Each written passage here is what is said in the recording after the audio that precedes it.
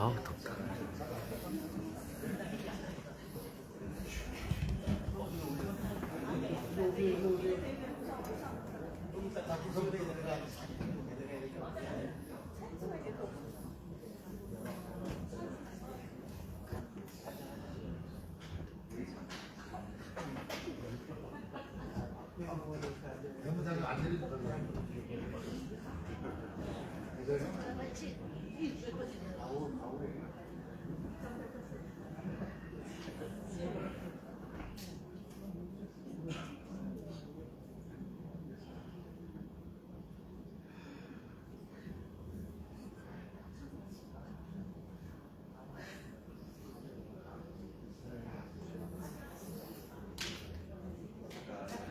네, 시간이 다 됐습니다. 자, 그럼 지금부터 더불어민주당 제주도당 2025 민주 아카데미 개강식을 시작하겠습니다. 박수. 네. 먼저 인사하겠습니다. 교육연수위원회 간사를 맡고 있습니다. 현정국입니다. 반갑습니다. 참석해주신 당원 여러분 그리고 우리 출마 예정자 여러분 진심으로 감사드립니다. 먼저 국민의례가 있겠습니다. 모두 자리에서 일어나 단상 자축국기를 향해 주시기 바랍니다.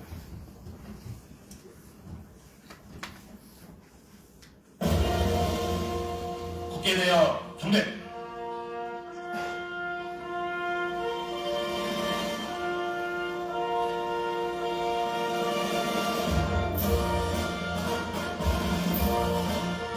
나는 자랑스러운 태극기 앞에 자유롭고 정의로운 대한민국의 무궁한 영광을 위하여 충성을 다할 것을 굳게 다짐합니다.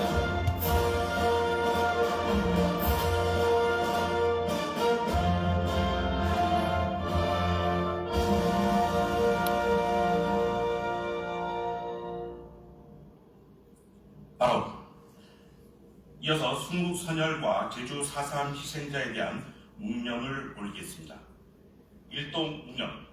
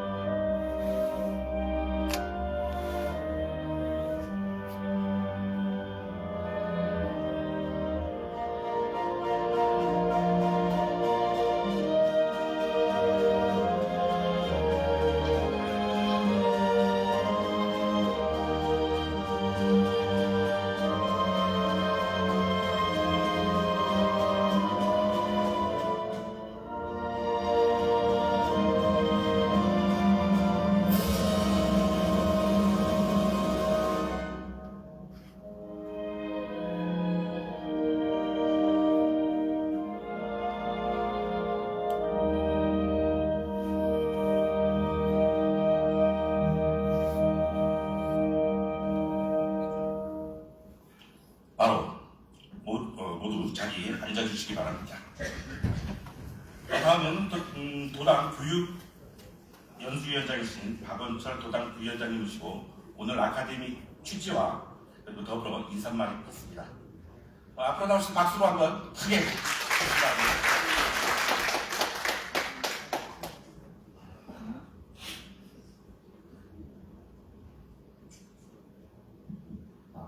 반갑습니다. 교육연수위원장입니다. 박원철이라고 합니다. 반갑습니다. 여기 굉장히 넓네요. 여기 처음 오신 분들 많으실 텐데 처음 오셨죠?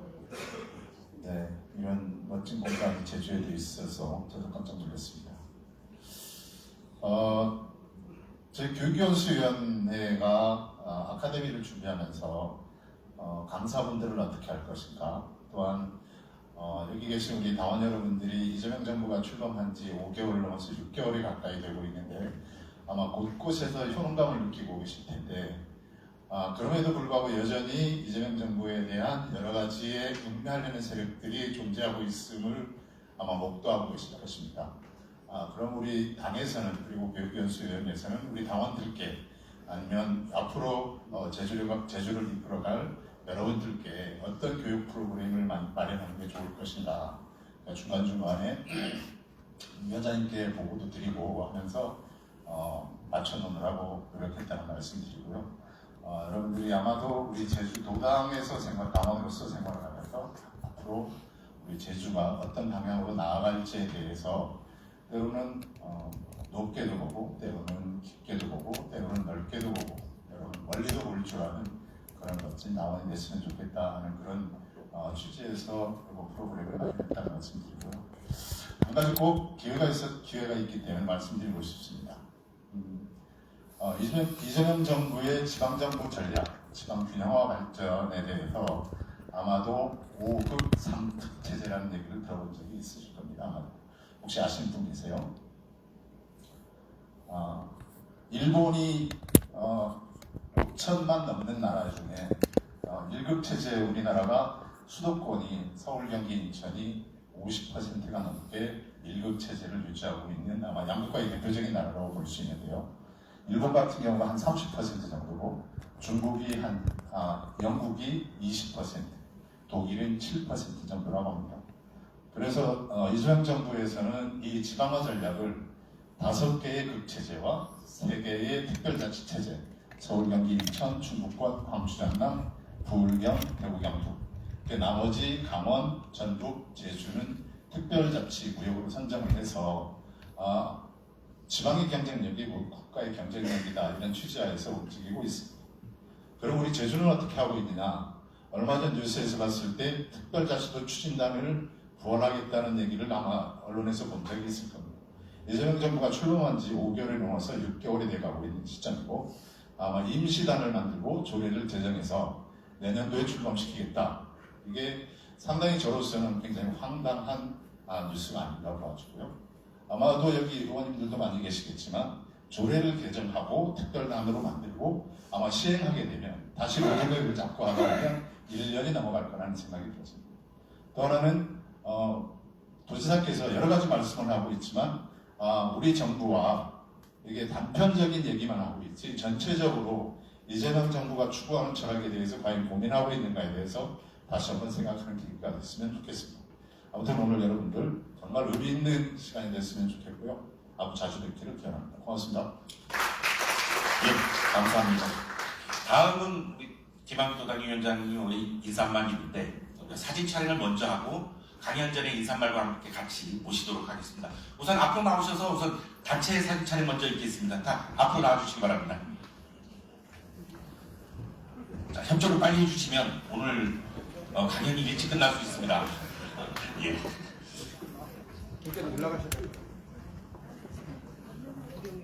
예, 무대 위로 올라가시면 예, 그러면 앞에 크게 어떠실까요? 예, 앞에 우선 한 줄로 서시고 한번 위에 올라가면 너무 차이가 나지 않을까요? 예, 올라오신 분들은 무대 위로 올라오시면 되겠습니다.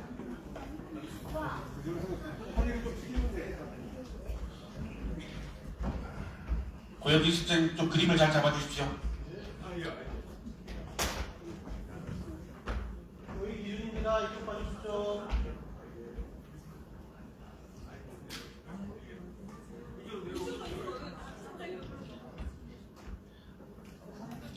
사진 잘 나와야 됩니다. 얼굴 좀 반껏 웃어주십시오. 이쪽 기준입니다. 사진 찍겠습니다.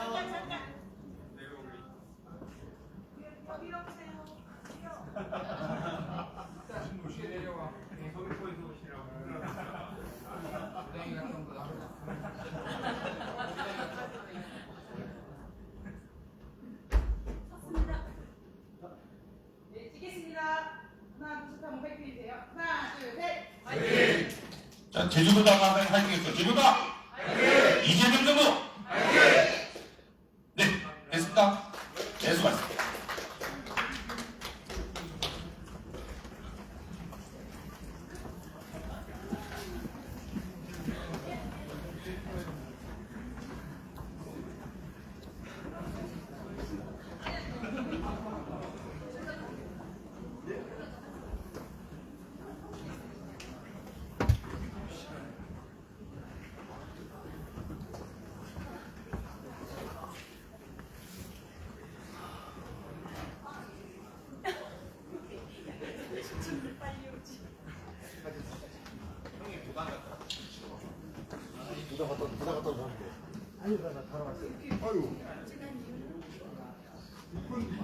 예, 다음 김학규 도당위원장님 앞으로 모시고 좋은 말씀과 강연 듣도록 하겠습니다. 위원장님 나오실 때 큰 박수 부탁드리겠습니다.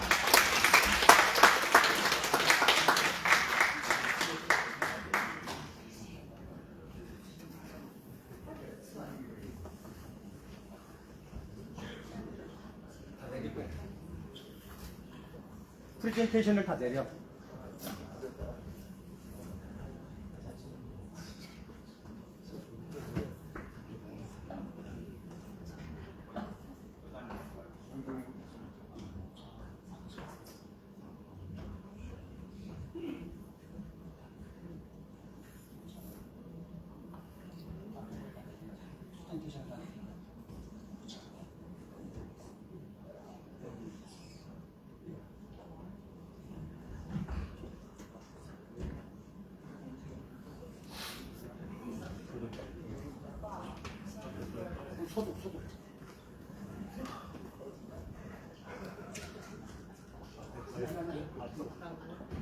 제가 위원장님 옆에 서면 괜히 좀 안 좋습니다. 액면가로 이런데 실은 저보다 1년 선배님이십니다. 네, 위원장님 한 번 더 큰 박수 부탁드리겠습니다.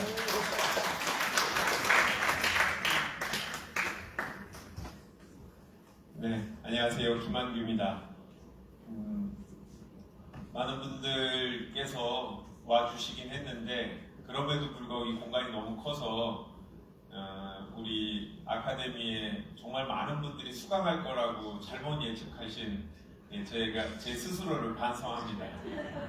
제 강의가 아니더라도 이제 여러분들이 좋은 강의 해주시기로 돼 있기 때문에 그 이후에 이어지는 강의들 들어주시면 출마하시는 분이나 그렇지 않은 분이나 다 도움이 될 수 있을 거라고 생각합니다. 저는 이제 제주도당 위원장을 맡고 있고요. 그리고 국회에서는 산업통상자원 중소벤처기업위원회, 산자위 내지 산중이라고 부르는 데서 위원으로 활동할 수 하고 있고, 또 국회 성평등가족위, 예전에 여성가족위원회라고 불렀던 위원회에서 민주당 간사를 하고 있고, 올해는 1년 단위로 하는 건데 이제 국회 예결이 특히 이제 예결 소위를 하게 돼갖고 다음 주부터 한 2주 동안 15명의 예결 소위 위원들이 거의 하루 종일 매달려서 내년도 예산을 책임져야 되는 역할을 하고 있습니다. 저도 국회의원이 되면서 과연 내가 뭘 할지를 제대로 알았나라는 의문이 들어요. 우리 김경미 의원님, 저를 그래도 가까이서 많이 보시니까 국회의원은 무슨 날 쉬는 겁니까? 아니, 언제 쉽니까 국회의원을? 도의원은 언제 쉽니까? 혹시 지금이라도 모르고 도의원 하시겠다고 한 분 김경미 의원님한테 가서 말씀을 들어보세요. 저도 깜짝 놀랐어요. 쉬는 날이 없더라고요. 그래서 설마 국회의원도 사람인데 제가 대형 로펌에서 한 17년 일했는데 그때보다 바쁘겠어 라고 생각했는데 정말 쉬는 날이 없습니다. 일주일 내내 서울에서 일정을 보고 금요일 저녁이나 토요일 아침에 제주에 와서 만나고 일요일 오후쯤 돼서 이제 일이 적어지면 이제 국회의원 3명이 일요일 저녁 6시 정도에 공항 주변에서 만나고 같이 이것저것 논의하고 누구 같이 흉도 보고 그러다가 이제 저녁 비행기 타고 같이 올라가서 월요일부터 또 일정을 합니다. 그럼 서울에 가면 좀 중간에 쉴 수 있을 것 같은데 전혀 그렇지 않은 일정이거든요. 그래서 체력이 안 되신 분들은 과감히 포기하셔야 됩니다. 제가 드리는 이 말씀은 도의원이 아니고 국회의원이 혹시 대통령이 꿈이신 분들 계실 텐데 뭐를 하는지를 잘 알고 해야 되는 것 같아요. 제 스스로도 반성을 했어요. 정말 국회의원들도 그렇고 도의원들도 그렇고 자기 하는 일에 대해서 진지하게 좀 더 알아보시고 해야 내가 스스로 준비가 되어 있는지 그리고 또 부족하다면 뭘 할 수 있는지 이런 시간을 갖고 선거 준비를 할 수 있을 것 같은데요. 오늘 제가 이렇게 보니까 저 뒤쪽에 앉아 계신 분들은 내년도 출마자 하신 것 같고, 예, 현직 도의원님들은 출마 다 하시죠? 예. 그리고 또 여기 보면 아닌 분들도 계실 것 같은데, 오늘은 일반 당원보다는 출마를 생각하시는 분들을 좀 타겟으로 해서 말씀을 드리겠습니다. 내년 선거가 아니더라도 또 마음이 바뀌어서 뭐 다음 선거 김한기로 한번 붙겠다 뭐 이런 분이 있을 수도 있으니까, 기왕이면 저희 지역 말고 다른 지역을 가주시면 좋겠는데, 제가 어제 조금 일찍 업무가 여유가 있어서 혼자 앉아갖고 발표 자료를 준비하면서 무슨 얘기를 해야 되나 이런 고민을 하면서, 정치하시는 분한테는 그런 걸 묻고 싶었어요. 왜 정치를 하시느냐? 너무 당연한 거잖아요. 그런데 이 당연한 거에 대해서 답이 있기는 해야 돼요, 분명히. 그게 없으면 스스로 선거운동 하실 때 현타가 세게 옵니다.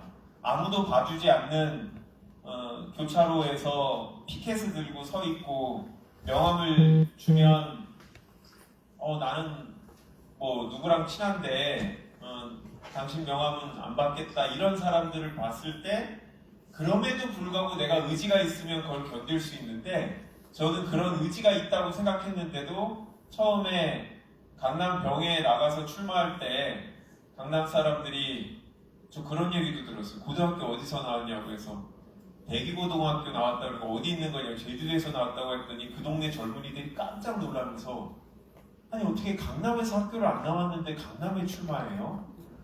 라고. 제주도에서 나왔는데 어떻게 강남에 출마할 생각을 했어요? 라는 건 고향이 아니라는 취지가 아니라 어디 감히 강남에, 이런 거였어요. 근데 그런 일들은 사람들이 정치인한테는 그냥 말을 막 해도 된다고 생각하는 분들이 상당히 많거든요. 정치인들 보면, 제가 만난 정치인들 중에 여러분들도 아시는 대통령들을 한번 생각해 보면, 우리 이재명 대통령께서는 제가 보면 정말 이 하고 싶은 일이 분명히 있는 분인 것 같아요. 그래서 정치인이 돼야겠다, 국회의원이 돼야겠다, 대통령이 돼야겠다라는 의지가 누구보다도 더 강하셨고, 하고 싶은 일이 있기 때문에 권력 의지가 상당히 강하신 분이시라고 생각해요. 근데 정치인이 다 이재명 대통령 같은 스타일만 있는 거는 아니죠. 바로 직전에 문재인 대통령 같은 분은 문제가 권력 의지가 약해서 문제였는데, 그거는 이명박 박근혜를 거치면서 문재인 같은 대통령, 정치인을 원하는 시대적 분위기가 있어서 그분이 필요로 했던 거고요. 제가 정치인이니까 wen만하면 어디 가서 1대1로 만나거나 그러면 말을 좀 많이 하는 편인데, 제가 윤석열 대통령을 대통령 되기 전 후보 시절에 뵐 길이 있었는데, 저는 진짜 김한규입니다 인사하고 끝난 것 같아요. 혼자 다 계속 얘기를 하는 거예요.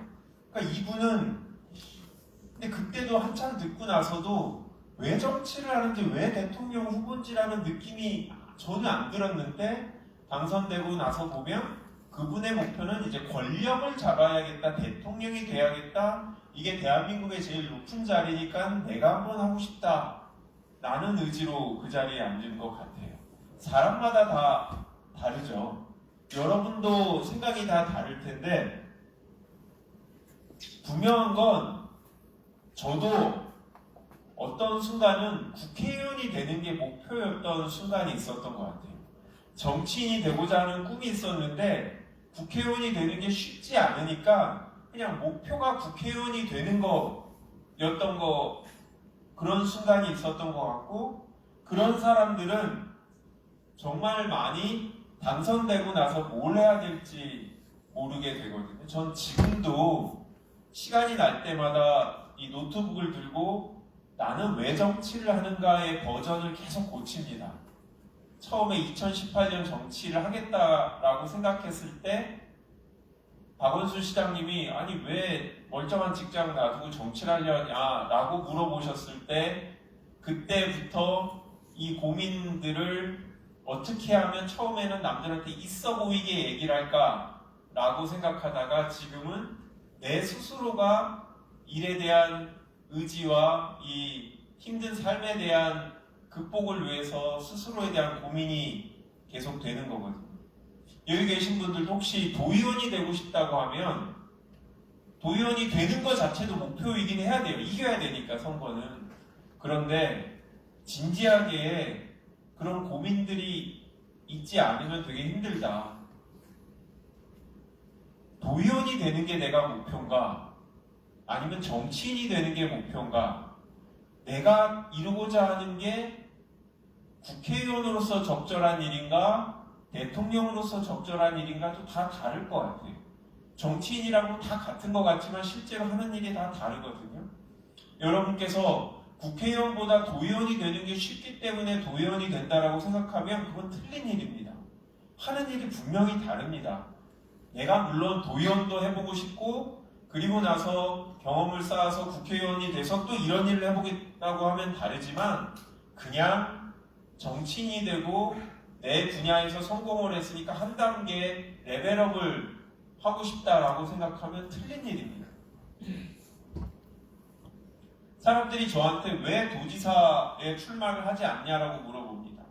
아니 도지사가 세속적으로 보면 국회의원보다 한 단계 위인데 왜 그거를 목표로 하지 않냐? 그거는 제 기준으로는 아직 제가 생각하는 정치는 국회의원으로서의 정치를 생각하고 국회의원이 되려고 했던 거거든요. 아시는 바와 같이 제가 처음에는 부천과 강남에서 출마하려고 했었고 제주도에서 운이 좋게 고향에 와서 국회의원을 하게 됐지만 저는 국회의원을 하고 싶었기 때문에 전국 어디서든 내가 국가의 일을 할 수 있다라고 생각했어요. 도지사의 일이 나쁘다고 그러니까 가치가 없다는 게 아니라 저는 정치인의 직이라는 게 서로 순위가 다르고 높고 낮음이 있는 게 아니라 분명히 다른 역할이라고 생각합니다. 제가 만약에 언젠가 도지사의 일이 더 필요하고 중요하고 잘할 것 같다고 생각하면 해야 되는 거지 저는 분명히 지금의 순간은 제가 잘할 수 있는 것도 제가 하고 싶은 일도 아니거든요. 그렇다고 해서 도민에 대한 애정이 없어서도 아닙니다. 여러분들도 마찬가지로 그거를 명확하게 생각을 하셔야 돼요. 내가 과연 국회의원이 되고 싶고 검찰개혁을 하고 싶으면 도의원이 아니라 국회의원을 해야 되는 게 맞죠. 국가사무니까. 제가 나중에 혹시 출마하실 분들은 나중에 여쭤볼 거예요. 네? 제가 몇 분 차담을 하고 앞으로도 기회 되신 분 개별적으로 만나고 싶은데 너무나 뻔한 질문이지만 잘 답을 해주셨으면 좋겠습니다. 문재인 정부 시절에 문재인을 지키기 위해서 2018년 지방선거에 출마하겠다는 분들이 많았어요. 근데 죄송하지만 도의원하고 시의원이 대통령을 지키는 일이 아니에요. 지킬 수 있는 자리도 아닙니다. 그렇잖아요. 지금도 이재명 대통령을 지키기 위해서 하겠다. 이재명 정부의 성공을 위해서 내가 기여하겠다라는 거는 할 수 있어요. 근데 이재명을 위해서, 문재인을 위해서, 김한규를 위해서 정치를 해서는 안 됩니다. 제가 만약에 국회의원 사퇴하시면 정치 그만두실 거예요, 같이? 그건 아니잖아요. 그렇죠, 정현철 비서관님. 예. 아니, 마치 김한규를 위해서 하는 것처럼 자꾸 얘기를 하셔갖고 아닌 것 같은데 나중에 그렇게 얘기하면 저기 컷오프 시킬 거예요.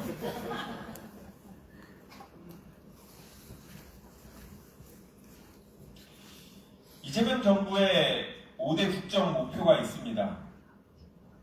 국민이 하나 되는 정치, 세계를 이끄는 혁신 경제, 모두가 잘 사는 균형 성장, 기본이 튼튼한 사회, 국익 중심의 외교 안보. 제가 이거 나왔을 때부터 계속 보는데 안 외워져요. 어제도 계속 보고 외워서 해보려고 했는데 안 외워져요. 왜? 좋은 말이잖아요. 들으면 좋은 말. 그런데 국민들이 이거 하나하나를 구현해냈는지를 볼 거라고 생각하지는 않습니다. 그리고 이거는 민주당만이 아니라 국민의힘의 대통령이 되더라도 거의 여기하고 비슷한 목표를 갖고 왔을 겁니다. 왜?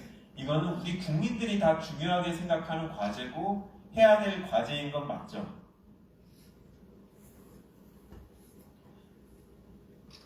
우리 당대표님이 그리고 또 우리 당의 최고위원을 비롯한 여러 의원들이 내란 종식을 우리 당의 주요 과제로 생각합니다. 중요한 일이라고 저도 생각합니다.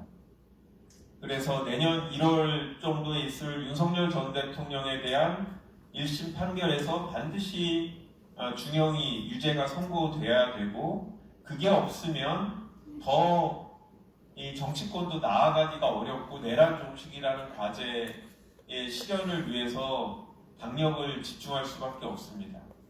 근데 만약에 1월 달에 진짜 중형이 선고된다면 이제 민주당은 뭐를 해야 될까요? 5년 내내 내란 종식만 하고 이 아까운 이재명 대통령의 5년을 보낼까요? 우리 당은 대통령을 돕기 위해서 내란 종식으로 충분할까요? 그 다음 중요한 과제라고 보는 게 이제 검찰개혁이죠. 다행히 이미 정부조직법 개정을 했고, 빠르면 이번 정기국회, 늦어도 내년 총각까지는 개별적인 법안들에 대한 논의가 될 거고 1년 내에 시행이 될 거라고 생각합니다. 검찰만이 아니라 기본적으로 권력기관에 대한 통제는 계속 이루어져야 되고, 우리가 예전에 안기부 개혁, 군 개혁, 지금의 검찰 개혁, 이렇게 우리가 봤을 때 법이 정해진 권한보다 더 많은 힘을 행사하려는 권력기관들은 튀어나올 때마다 우리는 찾아서 쳐서 내려가게 해야 되는 일이죠. 그게 이제 민주정당의 기본적인 과제입니다. 그런데 역시 대통령이 됐는데 이게 성과다라고 얘기하기에는 너무 5년이 아깝다라는 거죠. 우리는 뭐를 해야 될까? 여기 국민이 하나 되는 정치 안에 세부적으로 보면 맨 왼쪽에 국민 주권과 민주주의 확립, 이 세부 항목들의 정의로운 국민 통합, 문제를 해결하는 유능한 정부, 이쪽에 검찰개혁과 같은 권력구조 개편이 다 들어갑니다. 사법개혁이라든지. 그렇지만 국민들이 생각할 때 과연 민주당한테, 이재명 대통령한테 기대하는 게 뭘까? 제가 우리 제주도에서 정치를 하시는 분들을 만나서 중앙정치 현안을 물어보면 상당히 잘 알고 계세요. 뉴스도 다 같이 보고, 아침에 일어나서 김어준의 뉴스 공장으로 시작해서 낮에 매불쇼 보고, 저녁에 남천동 뭐 이런 걸 보고, 그러니까 민주당 열성 지지자들은 비슷한 정보를 갖고 되게 빨리 현안을 따라가고 있어요. 그런데 하루 종일 정치 유튜브를 봐서 당원으로서, 지지자로서 무엇을 하자라고 국회의원이나 당대표한테 요구하는 것과 내가 도의원이 되는 일을 잘하는 것은 완전히 천양지차라고 생각합니다.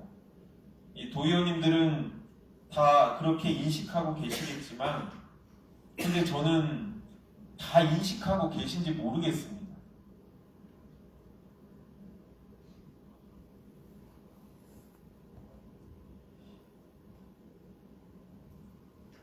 엄청 심각하게 막 얘기를 하고 그러는 것 같은데, 어제 가장 기억 남는 뉴스가 무엇인가요? 뭐 오늘 아침이나. 네? 박성재 엄청 강성 당원의 전형적인, 오늘 비행기 타고 내려오는데 치과 의사분들이 서울에서 무슨 세미나를 와갖고 나한테 이 정부가 바뀌었는데 이래도 되는 겁니까? 왜요? 그래서 민주당 마음에 안 든다 그래서 그러니까 왜냐면 민주당 마음에 안 들 때는 요인이 다양하거든요. 근데 이분은 어떻게 이렇게 영장이 기각을 되게 할 수 있냐? 그건 사실 저희가 하는 건 아닌데 여하튼 이분은 박성재 기각이라든지 아니면 황교안이 기각된 게 엄청난 불만이시고 그런 분도 계시죠. 그렇지만 아까 얘기했지만 관세 협상이 저는 제일 중요한 이슈였고 대통령이 직접 나와서 발표했고 아무리 국민의힘이 대장동 사건의 항소 포기 이슈나 그 국정수호 TF 갖고 문제를 삼더라도 언론이나 국민들이 가장 중요하게 생각하는 건 대통령이 한미 정상회담을 통해서 실질적인 합의를 이끌어냈고 그 이후에 실무자들이 세부적인 논의를 거쳐서 만든 관세 협상 팩트시트라는 거에 대해서 제일 관심이 있는 거죠. 실제로 국민들의 삶을 변화시키는 일에 대통령은 엄청난 관심을 갖고 계시죠. 그러면 도의원이 돼서 뭐를 해야 될까요? 나는. 우리 이내주 위원장님은 도의원이 돼서 하고 싶은 게 명확하게 있으시죠? 답은 기대하지 않지만 뭘 할지 계획이 다 있으신 거죠? 네. 설마 그 검찰개혁 하려고 도의원 비례 나오실 건 아니죠? 생각 중에. 왜냐하면 죄송하지만 아까 말씀드린 목표하고 수단이 맞아야 돼요. 검찰개혁은 국회 내에서 되게 중요한 과제고 우리 법사위원들이 맨 앞에 일선에서 열심히 하고 계시고 국회 구조상 민주당이 원하는 대로 갈 수밖에 없는 구조입니다. 다만 그거를 위해서 정치를 하겠다고 하면 국회의원이 되어야 되는 게 맞고 그리고 꼭 법사위원이 아니더라도 국회법 개정안에 다 표결을 할 수 있으니까 우리의 역할인데 도의원이 돼서 검찰 개혁도 좋지만 그것만 하겠다라고 했을 때 과연 그분이 가장 적절한 분인가에 대한 고민이 있는 거죠. 김경미 의원님이 삼양동에서 정치를 하시면서 지역마다 돌아다니면서 주민자치위원분들도 만나고 경로당도 찾아다니고 마을회장님 만나고 할 때 이 지역민들이 김경미 의원님한테 원하는 거는 김한규한테 원하는 거랑은 조금 다른 거죠. 그런 건데 제가 최근에 몇 분의 분들을 개별적으로 면담을 하면서 느끼는 건데 이분들이 국회의원 출마하시는 것 같은 말씀을 자꾸 하시는 거예요. 그래서 2년 후에 경쟁자인가? 자꾸 약간 빨리 제거를 해야 되나? 뭐 이런 생각이 들더라고요. 다행히 갑지역이나 서귀포 사람은 괜찮고 저희 지역 사람들은 약간 좀 불안함이 있어요. 그래서 2년하고 보궐로 바로 사퇴하고 국회의원 선거 나올 위험이 있겠다 싶어서 제가 4년 임기는 반드시 채워야 된다라고 말씀을 드립니다. 대통령을 국회의원 이재명 대통령이 당선되시고 나서 이제 몇 번 뵐 기회가 있었고 이 비공식 자리들이었는데 대통령이 관세 협상 하면서 지금은 이제 협상이 됐으니까 우리의 제일 과제는 협상을 지연시키는 거다라고 말씀하셨어요. 왜냐? 협상에서는 시간이 무기입니다. 여유를 갖고 있는 사람이 이깁니다. 데드라인에 쫓기는 사람이 양보할 수밖에 없어요. 트럼프 대통령은 전 세계의 여러 나라들과 관세 협상을 해야 되고 해야 될 일이 되게 많은 분이고 또 굳이 한국에 에이펙 때문에 왔으면 이때 여기까지 왔는데 뭔가 하고 가야 되는 사람이고 우리는 그렇지 않은 거죠. 아니 우리가 지금 매년 200억 불을 내야 되는데 뭐하러 약속을 빨리 할 필요가 없잖아요.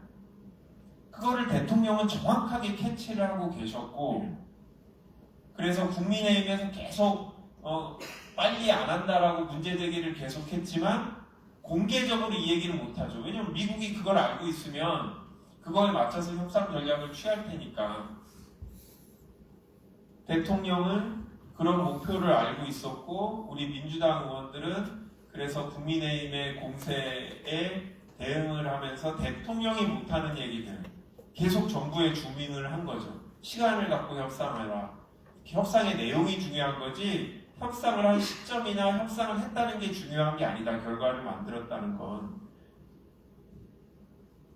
대통령은 그런 역할을 하고 실제로 이런 이 세부적인 목표를 통해서 본인의 임기 동안 또 민주당이 집권하는 동안 대한민국이 지금보다는 더 세계적인 위상이 높아졌으면 좋겠다라는 말씀을 하세요. 왜? 본인이 대통령이 돼서 협상을 해봤더니 아니면 다른 나라를 가봤더니 역시 국제사회는 힘의 논리로 지배하는 데구나. 우리의 국력이 더 세져야겠다라는 것을 절감하시는 거죠. 우리 국민들한테 물어보면 우리보다 잘 나가는 나라 미국, 중국 딱 두 개 나라라고 젊은이들은 생각해요. 중국도 만만하게 보잖아요. 젊은 친구들은 되게 현중하고 그게 기본적으로 우리가 중국보다 못하지 않은데 중국이 큰 나라라고 이 거들먹거린다고 젊은 친구들은 되게 싫어하죠. 한국에 유학 온 중국 학생들이 되게 많잖아요. 그래서 여기 계신 분들하고 달리 지금 20대들은 다 학교 수업을 중국인들하고 같이 듣거든요. 그래서 우리보다 더 직접적으로 중국인들과 교류하고 그래서 생각을 갖고 있는데 이 양국의 학생들이 서로 싫어해요. 그 이유는 서로 우리나라가 더 힘이 세다고 생각하는 거예요. 근데 안타깝지만 우리가 중국보다 안 세요. 그렇잖아요. 근데 문제는 미국, 중국만이 아니라 대한민국 사람들 대부분이 이제 유럽의 웬만한 나라보다 우리가 세다고 생각하는 거예요. 안타깝지만 경제 규모 우리 10위 한번 찍고 지금은 15위 정도까지 다시 떨어졌어요. 전혀 전 세계에서는 그렇지 않은데 대통령이 되니까 이게 걱정이신 거예요. 우리가 생각하는 대한민국의 위상과 현실의 괴리가 있는데 내가 대통령으로서 이거를 어떻게 간극을 메꿔내느냐. 얘기를 약간 빠져서 제가 대통령을 처음 뵌 게 2021년인가 그런데 처음 대통령을 만나러 갔어요. 현근택 변호사랑 같이 경기도지사인 이재명 당시 도지사님을 만나러 갔어요. 현근택 변호사하고 뭐 한 두 분이 더 있었어요. 이 원외에서 정치하는 사람들을 불러갖고 대통령께서는 당시 대선 후보가 되고 싶으셨으니까 사실은 사전 선거운동을 하신 거죠. 원외 정치인들하고 교류를 맺기 위해서. 저는 가서 이런 걸 기대했어요.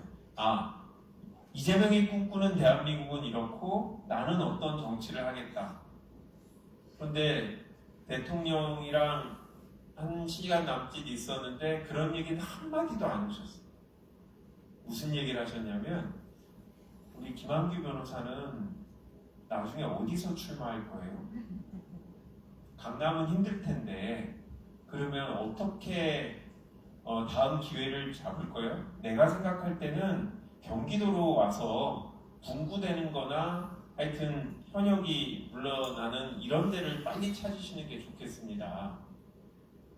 현근택 변호사한테도 그런 걱정을 해줘. 되게 놀랐어요. 나중에 오니까 아, 이재명 대통령이 경기도지사가 나 같은 원외 정치인의 일을 되게 고민해준다라는 생각이 드는 거예요.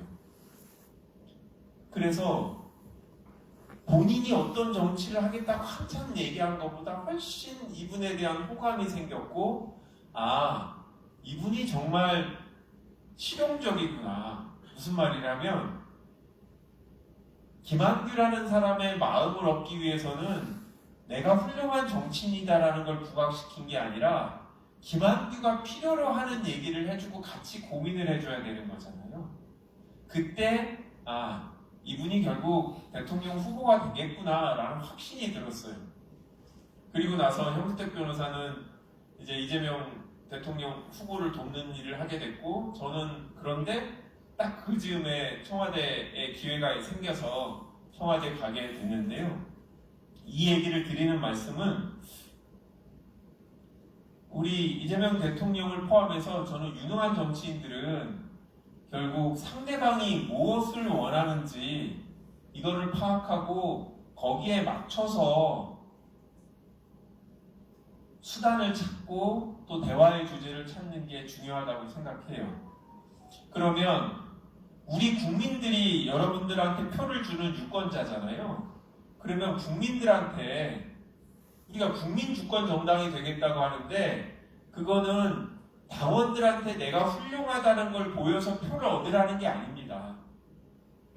도민들이, 당원들이 뭘 원하는지를 보고 그거를 구현해내라는 게 국민주권 정당으로 해서 필요한 정치인이 되라는 거지, 더 많은 사람들의 당원가입 서류를 받아오고 그 사람한테 전화해서 내가 더 훌륭한 사람이다라고 얘기하고 상대방 후보에는 이런 단점이 있다라고 얘기한다고 해서 표가 가지 않습니다. 전화해서 그 사람이 어디에 사는지, 그 동네는 뭐가 힘든지, 그거는 제가 도의원이 되면 할 수 있는 일, 이거는 아니면 저희 지역구 김한규 의원 아니면 문대리 의원님, 위성곤 의원한테 부탁해서 어떻게든 해내겠습니다.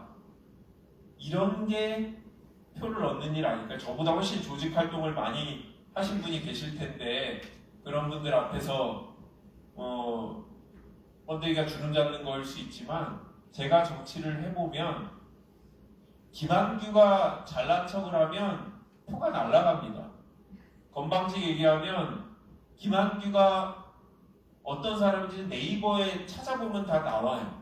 그걸 제 입으로 얘기한다고 표가 되지 않더라고요. 사람들이 저에 대해서 좋게 생각하지 않고, 그거는 정현철이 어디 돌아다니면서 김한규 의원 내가 보좌관으로 모셔봤더니 엄청 훌륭해, 이런 얘기를 하면 도움이 됩니다. 알죠? 그런 얘기 잘 안 하는 것 같아요. 그런 얘기 들어봤다는 사람을 못 봤어 내가.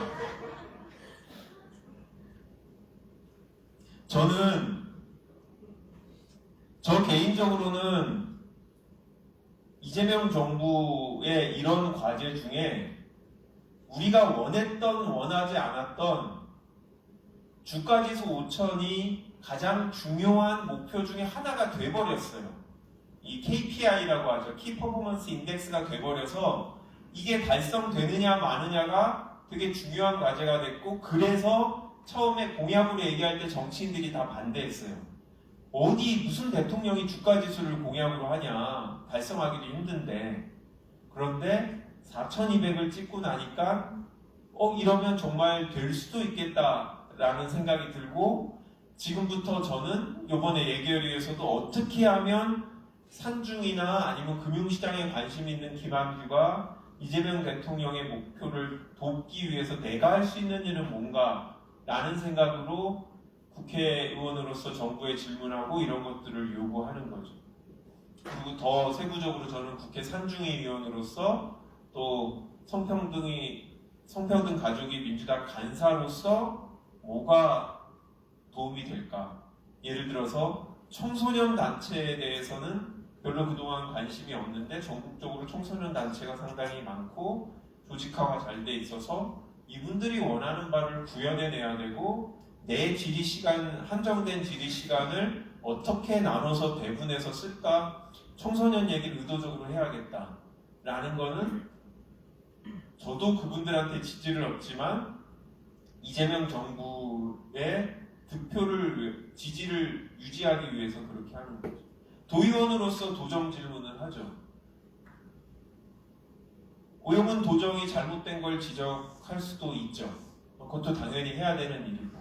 하지만 그 시간 중에 일부는 할당해서 우리 유권자들한테 삼양동, 화북동, 그리고 아라동 주민들이 원하는 얘기를 해야죠. 달성되든 안 되든. 왜? 최소한 선거를 치르러 돌아다닐 때 내가 그런 얘기를 했는데도 지사님이 안 해주더라. 아니면 김광수 교육감이 안 해주더라 라고 하면 면피가 될 수 있고 아 민주당이 그래도 챙기고 있구나 라는 얘기를 할 수 있는 거죠. 저는 도의원님들의 도정 질문을 이렇게 보면서 생각보다 저분은 되게 새로운 이슈를 발굴해내는 능력도 뛰어나네 아니면 질문을 되게 기술적으로 잘하시네 라는 거를 이제 볼 때도 있지만 가끔 어떤 분들은 그렇게 되게 전략적으로 질문들을 하시는 것 같아서 제가 배우기도 합니다. 여러분들은 도의원을 출마한다고 하면 지금 해야 될 일은 크게는 제주도 이슈도 있지만 이재명 정부의 성공을 위해서 이 크게 5가지 작게 23대 추진 전략 중에 나는 뭐를 하겠다라는 정도가 있어야 됩니다. 예를 들어서 자치분권 기반의 균형 성장. 나는 자치분권에 관심이 많고 민주당에서도 도의원으로서 이런 역할을 했다. 그러면 이재명 정부의 과제 내가 다 못해도 나는 이게 내 관심이고 전공이기 때문에 이거를 하겠다라고 파갖고 세부적으로 김한규 의원이 잘 모르는 것 같으니 제주도당에서 이런 걸 추진할 수 있게 내가 역할을 하겠다라고 하면 김한규 의원 입장에서 보면 아니면 민주당 제주도당 입장에서 보면 그 사람은 필요한 사람이 될 수 있어요. 그런데 검찰개혁을 하겠다 그러면 그분보다 내가 더 잘하는데 아니 그건 내 일인데 라는 생각이 들 수 있어요. 그리고 검찰개혁을 하겠다고 하면 그거는 국회의원들 얘기를 베끼는 것 같은 느낌이 들어요. 자기 목소리가 아니라. 여기에 또 찾아볼 수 있는 게 뭐가 있을까요? 내 삶을 돌보는 복지 같은 경우는 해당되는 게 많잖아요. 저는 김경미 의원하고 지난번 선거 때도 돌아다니면서 많이 배웠는데 김경미 의원님은 관심이 있는 부분이고 실제로 그런 인적 네트워크도 있고 그렇기 때문에 제가 김경미 의원을 찾는 거예요. 왜냐면 같이 다니려면 김경미 의원님이 도움이 되니까. 만약 김경미 의원님이 복지 분야에서 평이 별로 안 좋고 같이 가는 게 오히려 손해면 저 혼자 찾아다니면 돼요. 왜냐면 제가 연락하면 다 만나주니까. 그런 면에서 김경미 의원님은 자기 역할을 하고 있는 거죠. 앞에 있어서 하는 얘기긴 한데요. 아닙니다. 진지하게 그렇게 생각합니다. 네.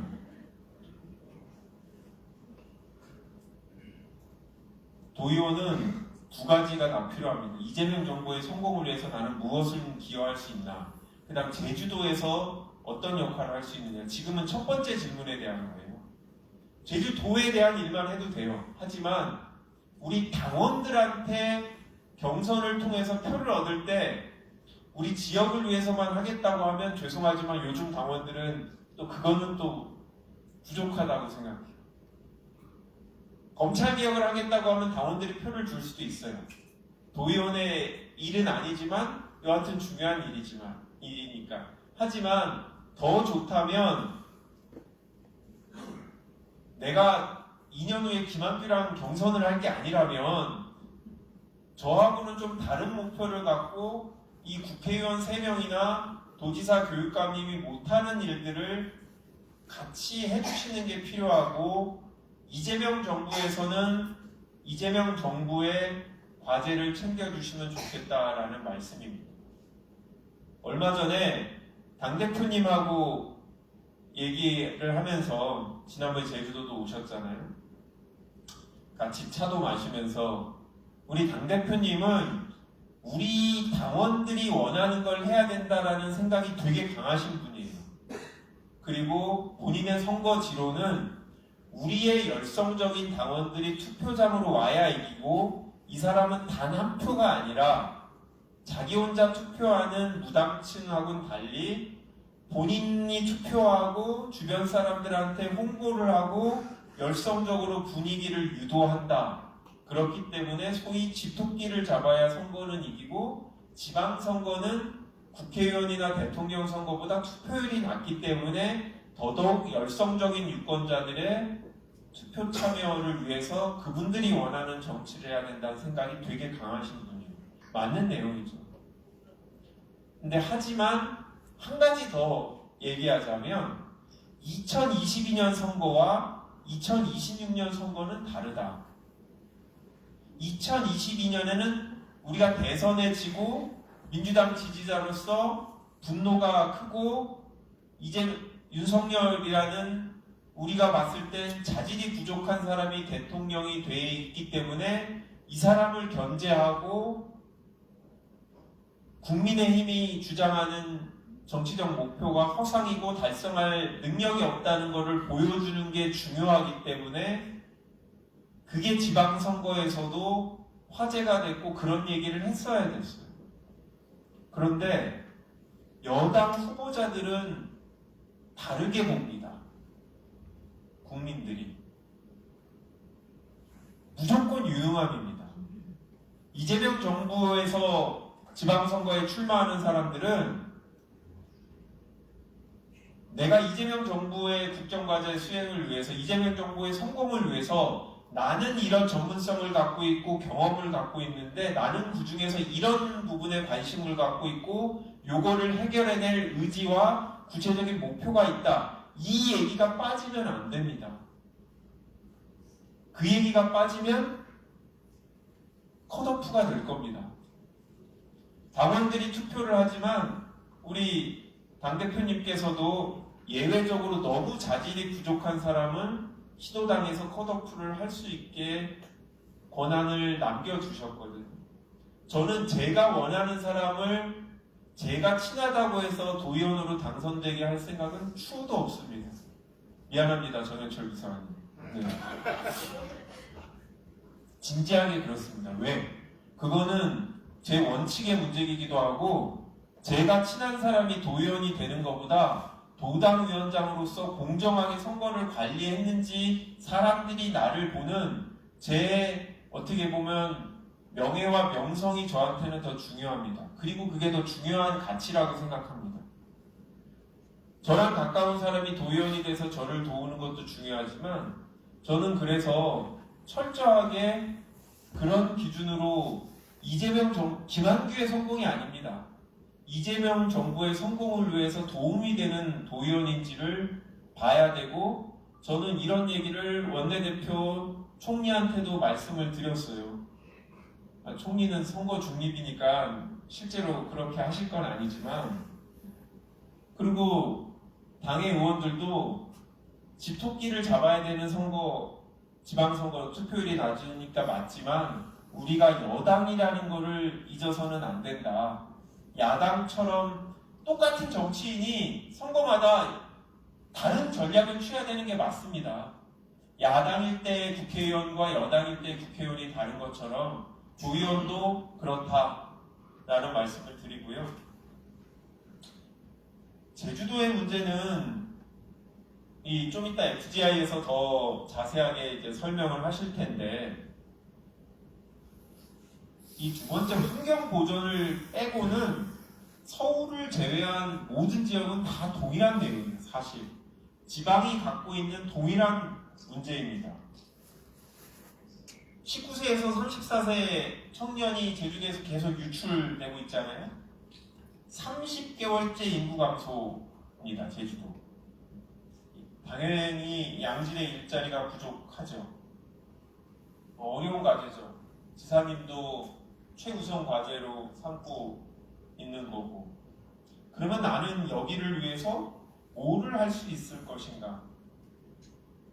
아까 국정 과제는 그 중에서 내가 책임 있는 몇 가지를 정하면 돼요.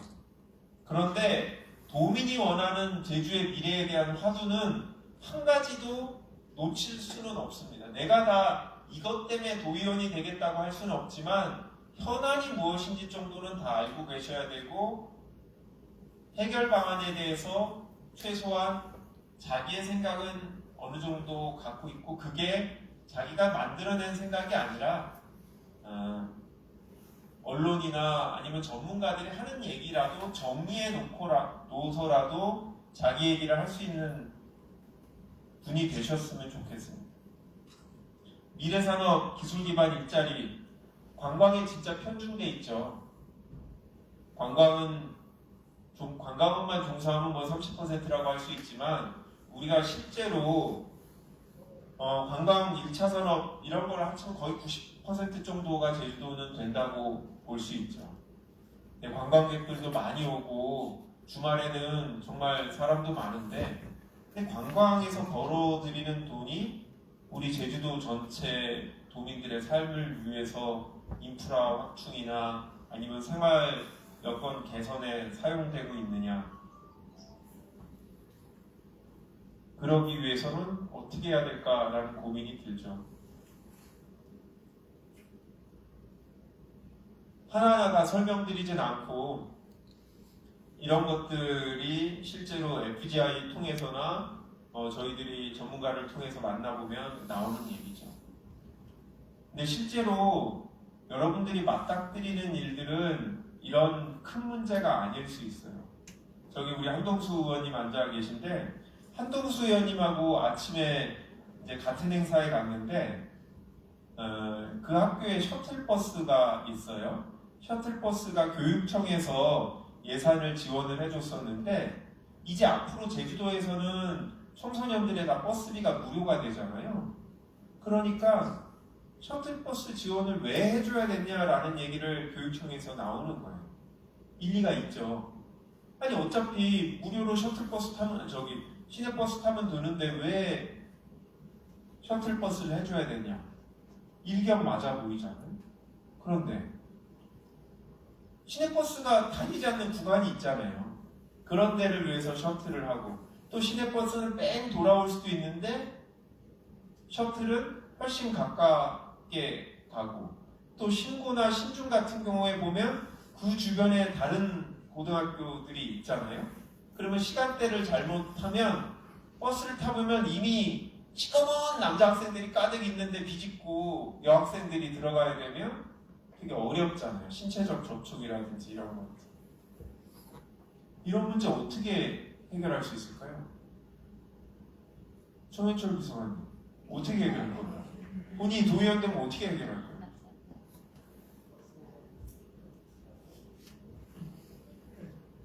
버스 노선 개편 쉬운 것 같죠? 국회의원도 잘 못해요. 네, 삼선 도의원께서 전직 얘기하시죠. 어렵지만 해야 되는 일이죠. 그런데 실제로 그런 과제도 있어요. 네, 목표 중에 하나로.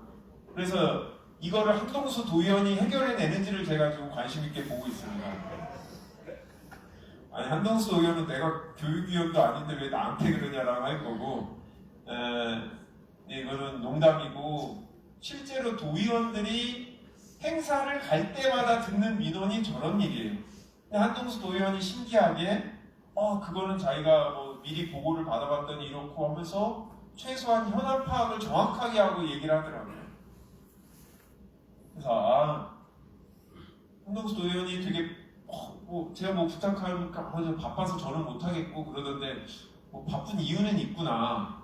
자기가 다 해야 될 일을 잘 챙기고 있구나라고 해서 이제 아침에 보면서 다행이다. 우리 지역 도의원이 자기 역할을 잘하고 계셔서 다행이다라고 생각이 들었는데요.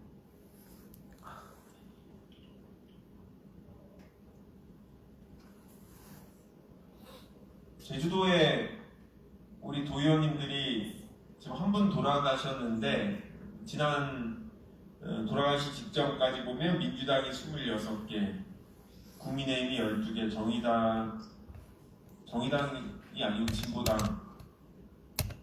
양영수 의원님 진보당인데 잘못 써요.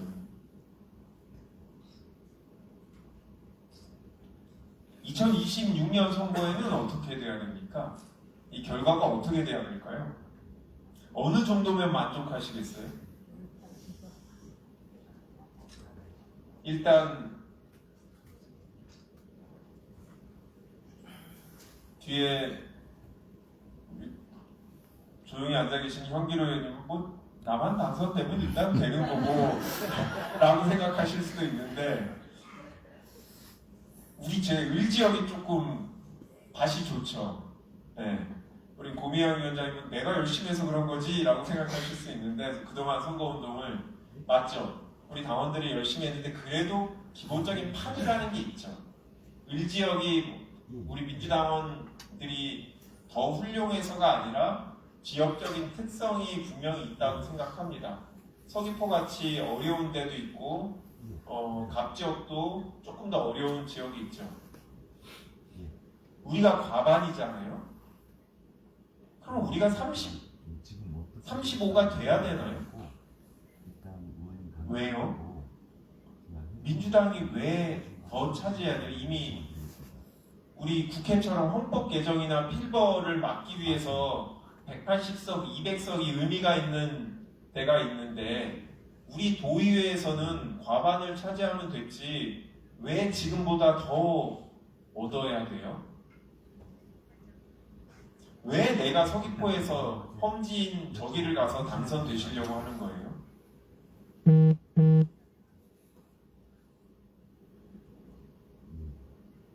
우리 한동훈 부위원장 왜 빨간색을 파란색으로 바꾸겠다고 정치를 하는 겁니까?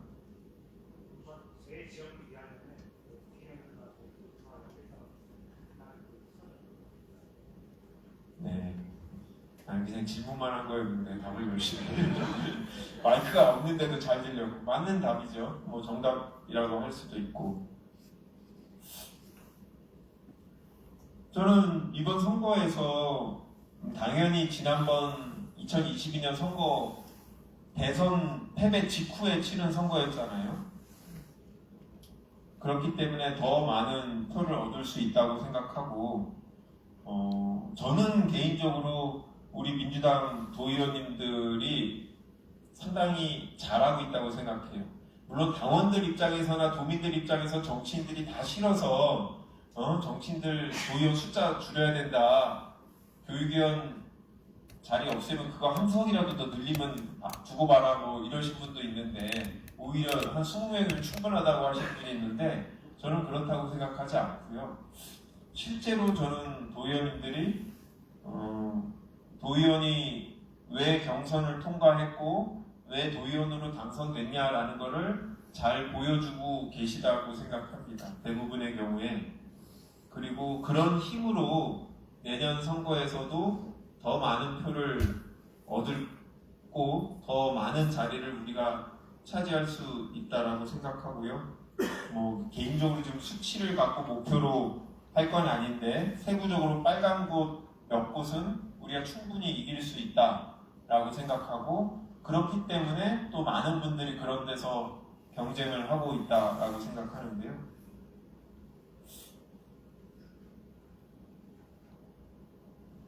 2022년 때 우리 도의원님들 본인의 공약은 다 이행하셨습니까? 김경민 의원님 출마 안 한다고 이행 안 하시고 그냥 가시면 안 됩니다.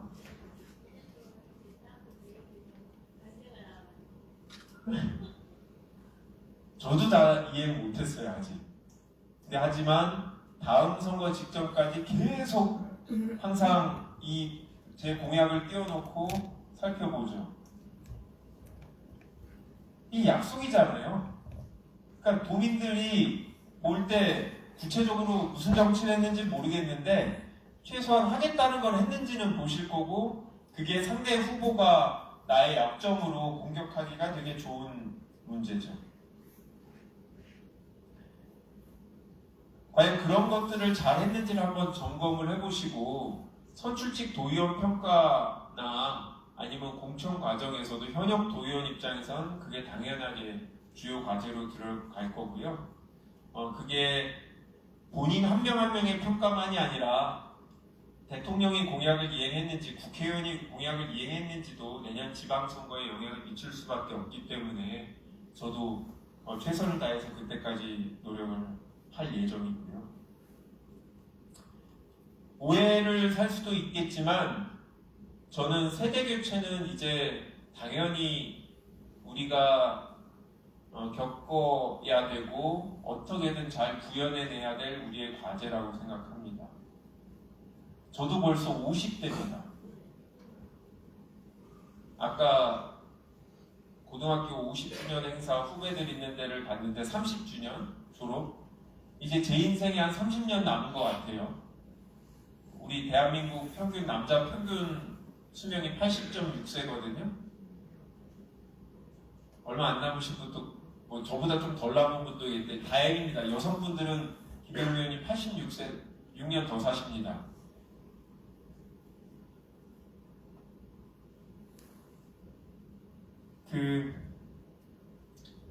벌써 제가 얼마 전에 여기서 제주도에 다른 정치인들하고 8명의 젊은 정치인들이 와서 그런 민주당의 시대교체와 지방선거를 어떻게든 새로운 분위기를 한번 만들어 보려면 한 명 한 명이 출마하고 당선되고 이런 저만 해도 내년 선거에 출마 안 하잖아요.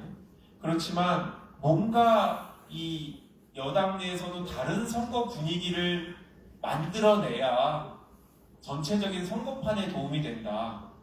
광역지자체장만이 아니라 기초지자체장이나 다른 지역의 광역의원 시의원들도 뭔가 컨셉을 갖고 선거를 치러야 되는데 세대교체도 이제는 들어가야 될 시점이다 라고 생각하고요. 그리고 어차피 청년과 여성 할당 비율도 있고 참 지키기 어려운데 저는 최선을 다해 지켜보려고 노력을 합니다. 왜? 죄송한 말씀인데 제가 나이가 들면서 스스로 나이가 들었다는 걸 느낄 때 아까 말씀드린 정말 죄송한데 우리 부위원장님 버스 노선 바꾸는 게 힘들다라는 거는 겪어본 사람은 아는 거예요. 그러니까 내가 할 수 있는 수단의 상상력에서 그걸 자꾸 지워갑니다.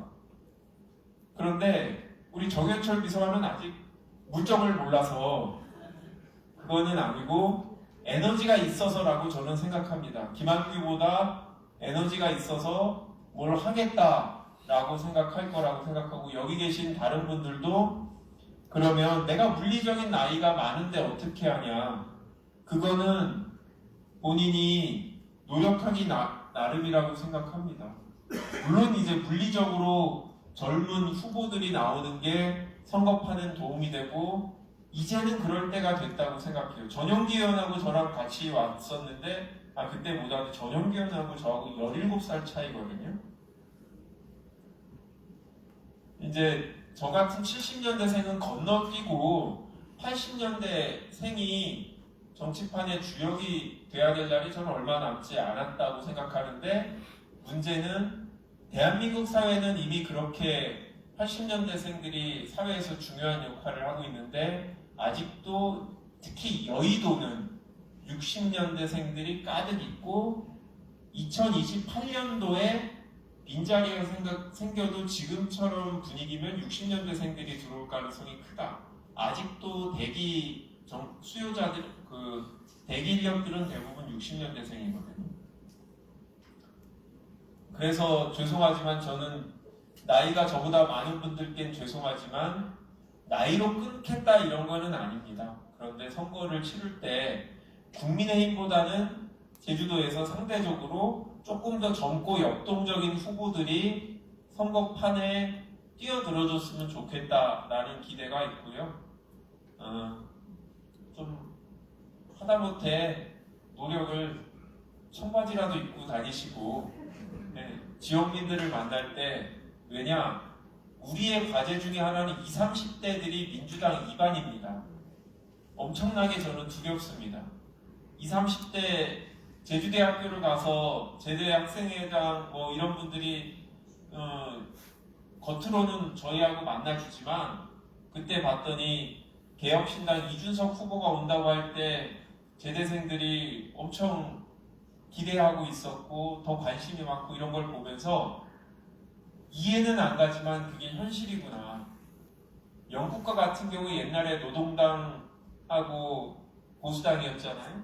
완전히 지금 두 당이 바뀌었잖아요. 두 당이 아니라 개혁당이나 사회당인가요? 이런데 20, 30대 지지를 받는 정당으로 주류 정당이 완전히 바뀌었어요. 저는 우리 민주당이 제주도에서라도 전국적으로 다른 어느 지역보다 20, 30대의 지지를 받는 정당과 후보와 그런 선거 결과가 나왔으면 좋겠다라는 생각을 하니까 그리고 여러분의 경쟁력도 그겁니다. 어차피 40대 이상들은 정당 투표 성향이 강합니다. 김한규가 잘나서가 아니라 김경미가 죄송하지만 좀 잘나셨죠. 김경미가 잘나서가 아니라 민주당을 지지해서 저한테 김경미 의원한테 표를 주신 분들이 40, 50대는 많다고 생각합니다. 그렇지만 20, 30대는 그렇지 않거든요. 여러분이 한 명 한 명이 정말 그분들한테 지역에서라도 관심을 받고 인기를 끌고 그런 노력을 해주시면 그게 저한테도 당한테도 도움이 되는데 그런 선거운동과 경선과 그런 노력을 해주시면 좋겠다라는 부탁이 있고요. 제주도 정치권이 이상한 게 있어요. 얼마 전에도 우리 사회를 보는 우리 형 간사님하고 밥을 먹으면서도 그런 얘기를 했는데 누구 사람이다. 예를 들어서 저분은 우금민 사람이다. 아니면 오늘 점심 먹는데 자기는 신구범 사람이라고 하시더라고요. 아니 그분이 언제 돌아가셨는데 신구범 사람이라고 하시고 여러분도 그렇잖아요. 지금 제주도에 현실 정치인 누가 있으면 자꾸 나는 누구 사람이라고 분류되는지 그렇잖아요. 저도 제주도에 김한규 사람이 가득 있으면 좋겠어요. 근데 하지만 김한규 사람을 만들기 위해서 정치할 생각은 추호도 없습니다.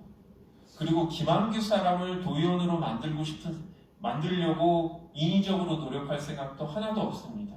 다만 제가 좋아하는 사람이 열심히 당원을 모으고 당원들한테 사랑받아서 도의원이 된다면 그거는 나의 보람이고 또 가까운 사람이 하면 좀 더 편할 수는 있겠죠. 하지만 저는 절대 제가 공간위원회를 구성하거나 아니면 선출직 평가위원회를 구성하거나 할 때 김한규하고 친한 사람으로 구성해서 김한규하고 친한 사람이 좋은 평가를 받게 전혀 노력하지 않았고 다른 정치인들도 저한테 그런 부탁을 하신 적 없습니다. 그러니까 혹시라도 정치를 하시면서 저하고 면담을 요청하셔서 자기의 정치적 포부를 밝히는 게 예의라고 생각하셔서 말씀하시는 건 좋아요. 하지만 혹시라도 김한규랑 안 친한데 불이익을 받을까봐 친해지려고 하시는 노력이라면 굳이 그럴 필요는 없다. 그 시간에 김한규가 들으면 좋아할 나의 비전과 나의 선거 전략과 경쟁력을 갖고 하시면 좋겠다. 거의 다 끝나가는데요.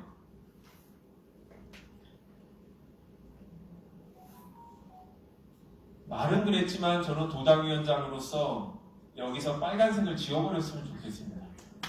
네. 저는 개인적으로는 괜찮은 도의원도 있다고 생각하지만 지금 이 시점에 대한민국을 책임질 정당은 민주당밖에 없다고 생각하고 다른 진보 정당들도 있지만 수권 능력이나 현실적인 과제를 풀어낼 능력은 민주당이 압도적으로 뛰어나다고 생각합니다.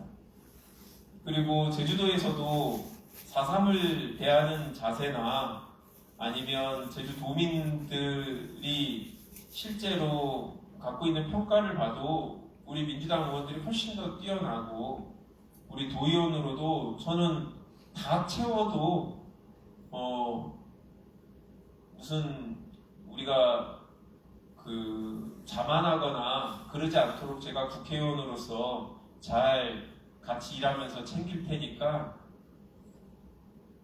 전원 파란색이 되도록 훌륭한 후보들이 있었으면 좋겠고요. 국회의원도 마찬가지입니다. 제가 어쩔 수 없이 우리가 협상을 해야 되고 위원장이 저쪽인 정당에 제가 두 군데 다 있거든요. 산중이랑 여가위가 성평등이가 다 위원장이 국민의힘이라 어쩔 수 없이 제가 비굴하게 부탁하고 하지만 그거는 제가 목적 달성을 김한규가 비굴해지더라도 이 여당이니까 이걸 통과시켜야 대통령한테 도움이 되고 우리 당에 도움이 되니까 하지만 저는 원래 그렇게 강성이 아닌데 거의 1년 전에 12.3 비상계엄을 거치면서 며칠 전에 여기 없는 우리 황종석 보좌관이라고 있는데 방송 인터뷰를 하는데 하면서 그날 자기 어머님하고 결혼할 여자한테 전화하면서 울었던 게 생각이 나서, 그러니까 전화했던 게 생각나서 이제 눈물이 나더라고요.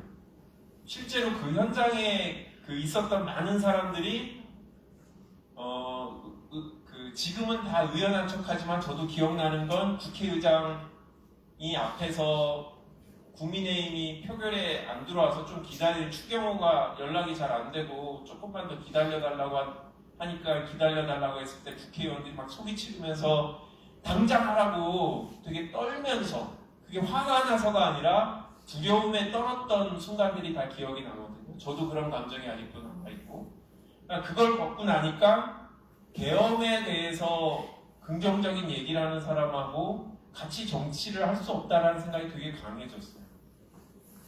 본의 아니게 이제 민주당 모든 의원들의 강성화를 이제 12월 3일 날 윤석열 전 대통령이 만들어내셨는데, 실제로 내년에 저는 이 빨간 지역에서 준비하는 한 분 한 분의 후보자들이 꼭 당선될 수 있도록, 우리 을지역에는 죄송하지만 제가 조금이라도 도움이 된다면 빨간 지역에 가서 열심히 선거운동을 하고 돕겠다라는 각오를 갖고 있고요. 의원 여기 앉아 계신 분 좋아하는 분 본인이 이미 후보가 된 것으로 생각하시는데 공천부터 받으셔야 됩니다. 네, 아까 오해하시는 분들이 계시는 것 같은데 공천부터 응? 막 묻잖아 지금 막 네? 그렇게 생각하고요. 마지막으로 부탁드리는 건, 내가 도의원이 돼야 되는 이유를 김한규와 공관위원과 당원들과 도민들한테 납득시켜 주십시오. 내가 왜 필요한지를 납득시켜 주십시오. 나는 어떤 경험을 갖고 있고 어떤 아이디어를 갖고 있고 어떤 의지가 있어서 내가 필요한 이유를 설명해 주십시오. 김한규가 하는 행사에 안 와도 좋습니다. 저는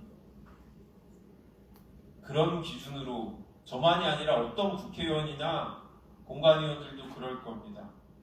지난 2020년 선거는 제가 공천 과정에 관여하지 못했는데, 내년 선거는 우리 새로운 도전을 하는 분들이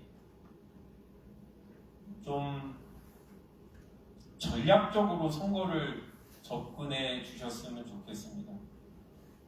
아마 3월달 이렇게 경선을 하게 되면 길거리에서 분명히 피켓을 들고 뭐 국민의힘 해체 이런 선거운동을 하시는 분들도 계실 거예요. 필요할 수도 있어. 국민의힘 해체가 정당한, 타당한 정당일 수 있습니다. 하지만 도민들이 우리 도의원한테 기대하는 게 국회의원하고는 분명히 다르다라는 점을 다시 한번 좀 깨달아 주시면 좋겠고요. 도의원과 국회의원의 신분 차이가 있어서가 전혀 아닙니다. 역할이 다르다라고 말씀을 드리고, 혹시라도 이제 선거를 준비하면서 제가 생각하는 것과 다른 포인트로 선거운동을 준비하셨던 분들이 계시다면 출제 방향에 맞춰서 시험 공부를 하셔야 되지 않을까요? 그래서 김한규가 도당위원장으로 있는 동안 마음에 안 드시더라도 이번 내년 지방선거는 이재명 정부의 성공을 위해서 나는 어떤 기여를 할 수 있는 사람인가가 첫 번째. 두 번째, 제주도의 과제 중에 나는 이런 부분에 관심을 갖고 있고 이런 문제를 해결하는 데 노력하겠다라는 얘기, 이 두 가지를 해주시면 좋겠습니다. 그렇다고 해서 저한테 와서 1번은요, 2번은요, 이런 거 말고요. 이런 거를 본인의 정치활동, 선거운동으로 보여주십사라는 말씀입니다. 시간이 길었죠? 네. 제 강의는 여기까지 하고 한 10분 정도만 질문을 받을까요? 예, 다 끝나고 박수 치시면 아니면 박수는 좀 이따가 치고, 네. 질문 있으신 분은 거수로 자기 설명 간단히 말씀하시고 질문해 주셨으면 좋겠습니다. 제가 외국에서 잠깐 공부해 봤더니 글로벌 에티켓이 그런 거더라고요. 강의가 아주 재미없어도 일단 첫 번째 강의가 너무 잘 들었고요. 하면서 하는 게 너무 그냥 일반적이더라고요, 외국에선. 그래서 김경미 의원님이 에티켓 부탁드립니다. 제가 질문하는 게 마음이 편할 것 같아서 마이크를 들었습니다. 우리가 지금 하위 20% 선출직 우리 평가할 거잖아요. 그러면 하위 20% 하면 예를 들어서 저는 이제 불출마를 하면 불출마 서약서를 쓰면 27명에서 빼져서 26명으로 하위 20%인지 포함해서 하위 20%인지를 말씀해 주셔야 좋을 것 같습니다.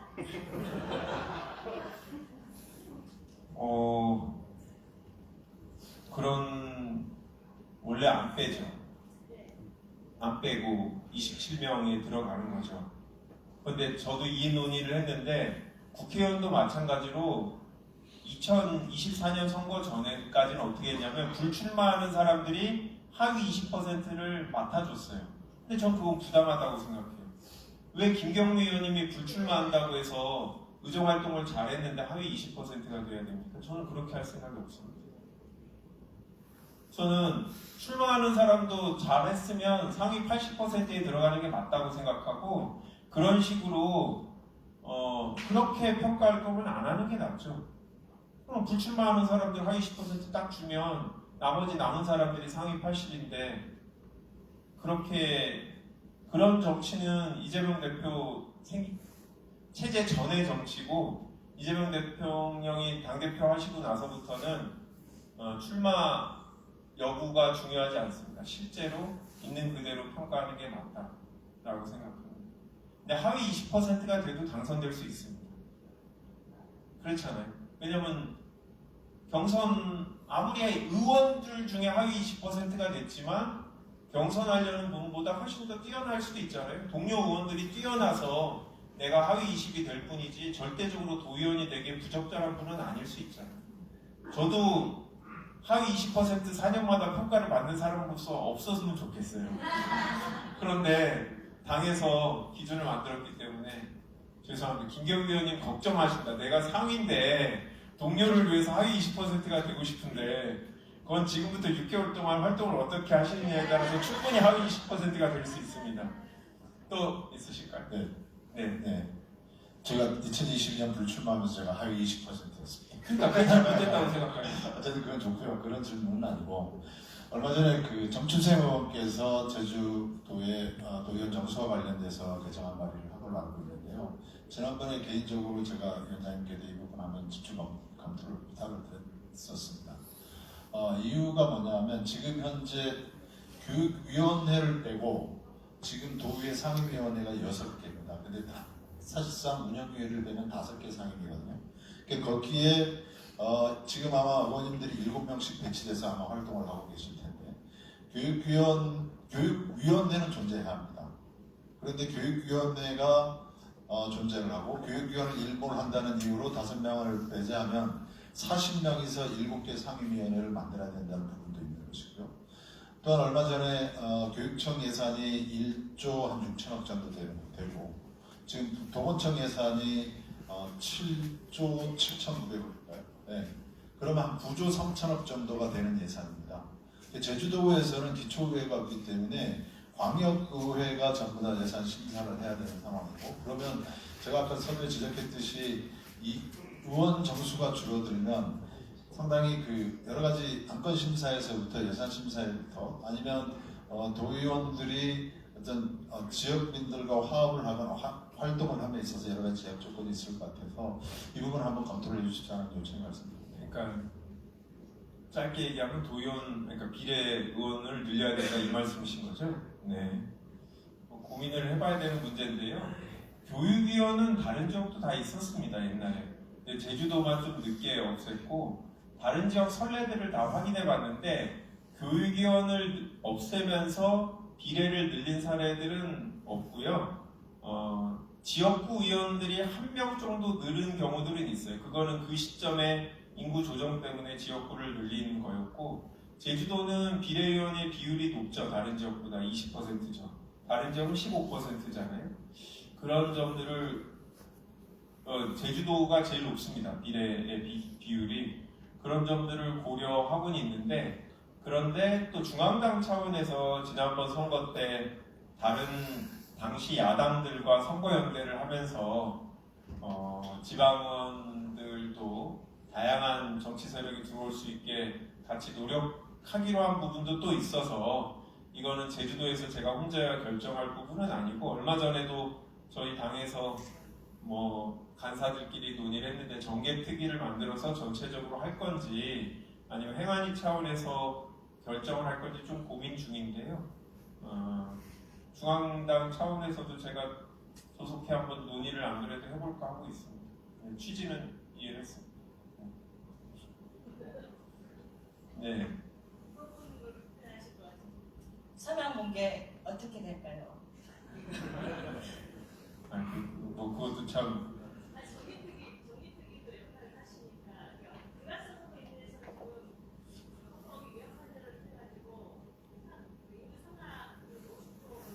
네, 알고 있습니다.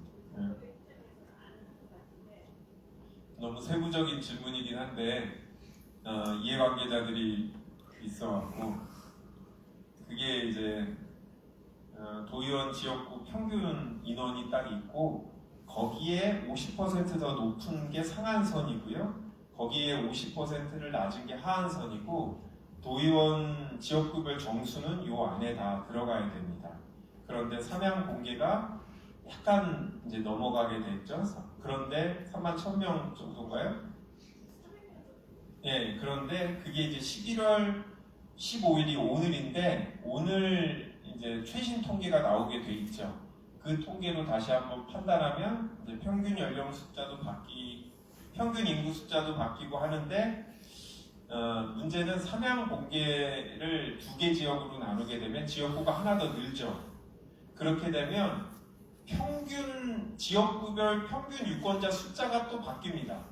그렇잖아요. 나누기가 분모가 하나 더 늘어가는 거잖아요. 그러면 다른 지역구가 한 1도 2동도 또 나눠야 되는 문제가 생기고, 이 평균 숫자가 낮아지게 되니까 상위 50% 기준도 낮춰지고, 그러면 이거를 초과하는 지역구가 또 생겨요. 그럼 거기도 또 분고하면 또 낮추게 되면 또 생깁니다. 그래서 연쇄적으로 해서 그러면 한 50개 정도로 만들면 되겠더라고요. 그래서 현실적으로 그거는 아닌 것 같아서 좀 어려움이 있다. 그래서 헌법을 바꾸지 않으면 좀 어려운데. 네. 뭘 할 수 있는 영향?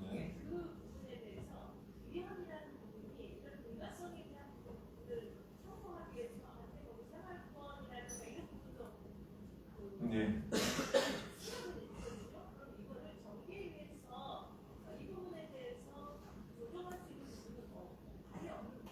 뭐 할 수는 있죠.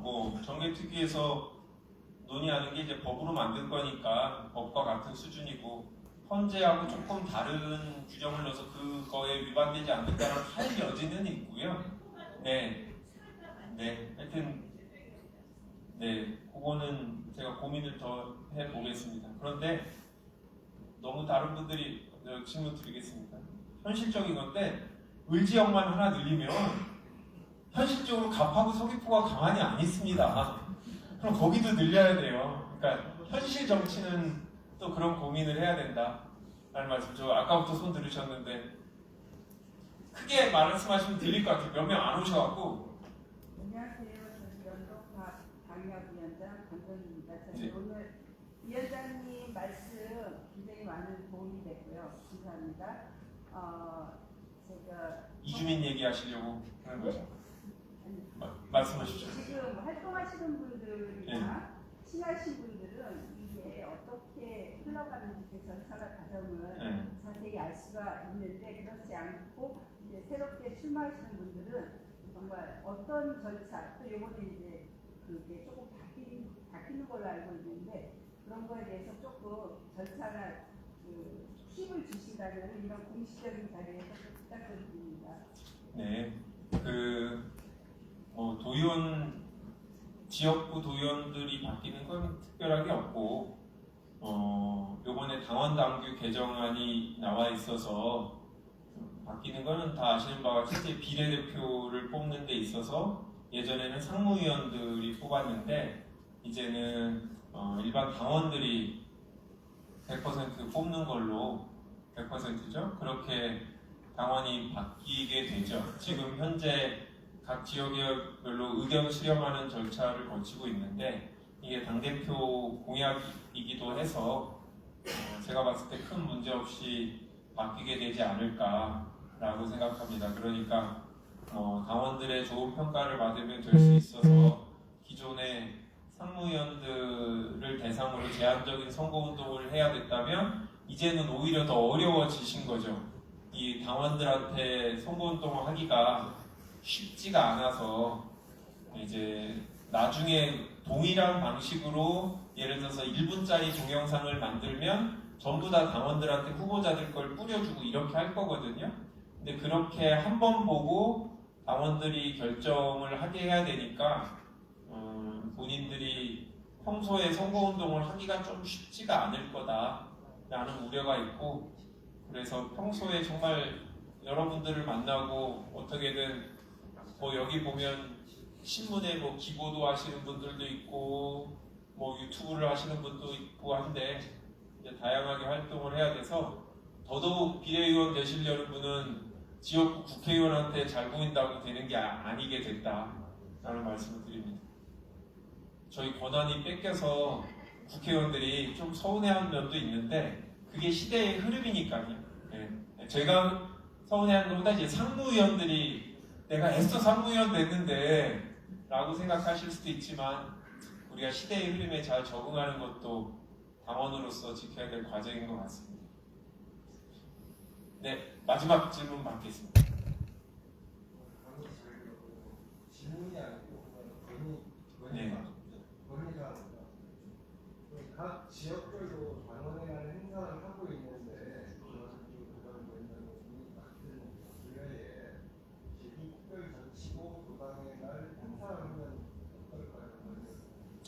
네, 진지하게 제 임기 내에 한번 안 그래도 할까 지금 고민 중인데 당원의 날을 뭘로 해야 될까? 자꾸 체육회 한마음 대회 하니까 자꾸 훌라후프 그 줄다리기 하고 박 터뜨리기 하고 하는데 저 74년생인데 저도 50인데 내가 봐도 약간 조금 너무 올드하다는 느낌이 들어서 그런데 우리 보좌진들이 괜찮습니다 의원님 어차피 젊은 사람 안 합니다 라고 하는데 이게 맞는 건지 모르겠어요. 젊은 사람들이 당원으로 안 오니까 올드한 게임을 해도 되는 건지. 그래서 구체적인 거는 저도 고민해서 말씀하신 대로 선거 직전에 선거 전에 선거 분위기도 끌어올릴 겸 금지되기 전에까지 한번 행사를 한번 크게 한번 해볼까 생각 중입니다. 게임을 30단때 공모하는 것도 좋고. 네, 알겠습니다. 박 터뜨리기 말고 다른 거 한번 고민해보겠습니다. 네, 오늘 제가 평소에 많이 하던 얘기라 여러 번 들은 분들은 좀 지겨우셨을 텐데요. 오늘 긴 시간 경청해 주셔서 감사하고 제가 바쁜 척을 하지만 그래도 이제 출마하시는 분들한테는 애정이 있고 또 제 입장에도 괜찮은 분을 찾아야 되는 과제도 있으니까 궁금한 게 있으시면 언제든지 연락 주시고 혹시라도 제 개인 번호를 몰라서 그러시면 끝나고 저한테 명함 달라고 하시면 다 드릴 테니까 필요한 일이 있으면 언제든지 연락 주시고요. 내년 2026년 6월은 제주도를 파란 물결로 같이 만들어 주셨으면 좋겠습니다. 감사합니다. 감사합니다. 내려가실 때 다시 한번 큰 박수 부탁드리겠습니다. 저를 앞에도 늙었다는 그런 소리를 좀 안 해주셨으면 좋겠는데 계속 늙었다고 하시네요. 다음 강연이 있는데 한 10분 잠깐 쉬고요. 바로 진행하도록 하겠습니다.